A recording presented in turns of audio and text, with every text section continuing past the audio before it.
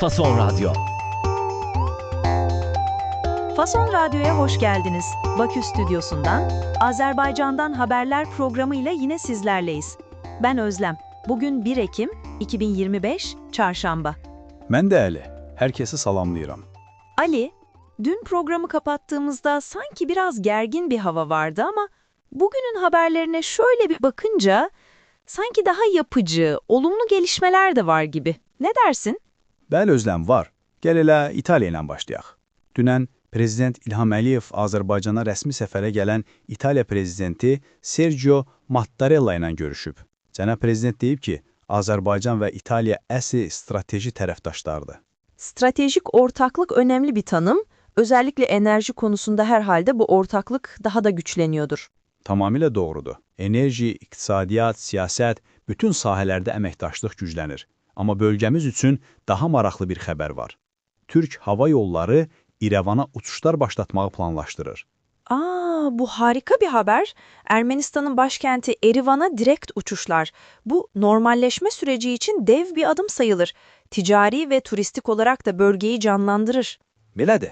Ancaq bu müsbət xəbərlərin yanında Ermənistan tərəfindən gələn bəzi açıqlamalar da var. Meydan TV-nin yazdığına görə bilirsən, onlar bir qədər müxalif mövqedən yazırlar.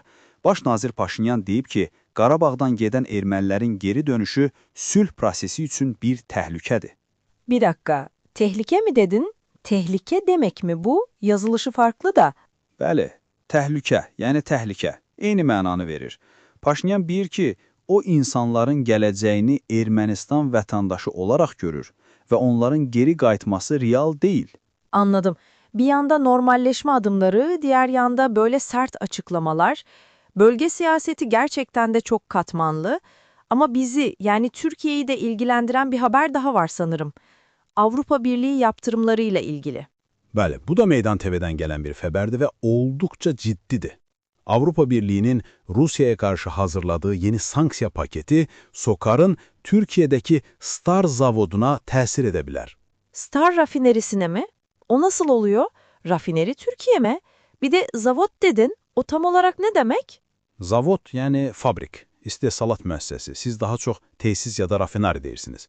Problem ondadır ki, Star zavodu böyük ölçüdə Rusiya neftini emal edir. Avropa Birliği isə Rusiya neftindən hazırlanan məhsulların öz bazarına girişini qadağan edir. Anladım. Yani petrol Rusya'dan gelince Türkiye'de işlense bile ondan üretilen ürün Avrupa pazarına giremeyecek. Bu durum Azerbaycan'ın enerji politikalarını da zora sokabilir o zaman.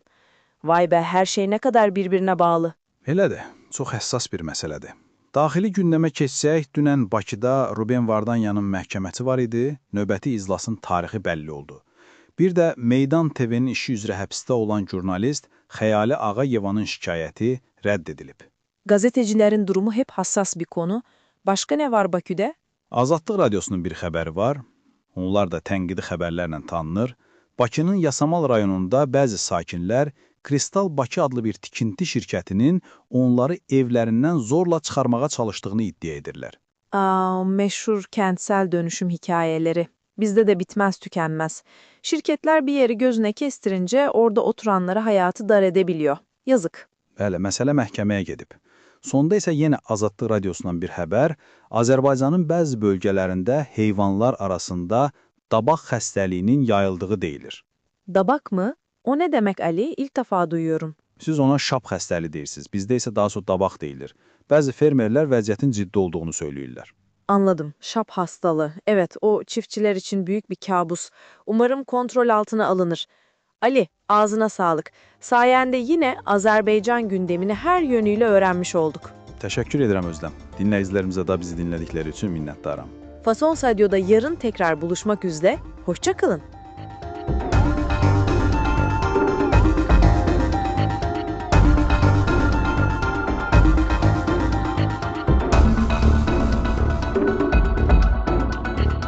Fason Radyo.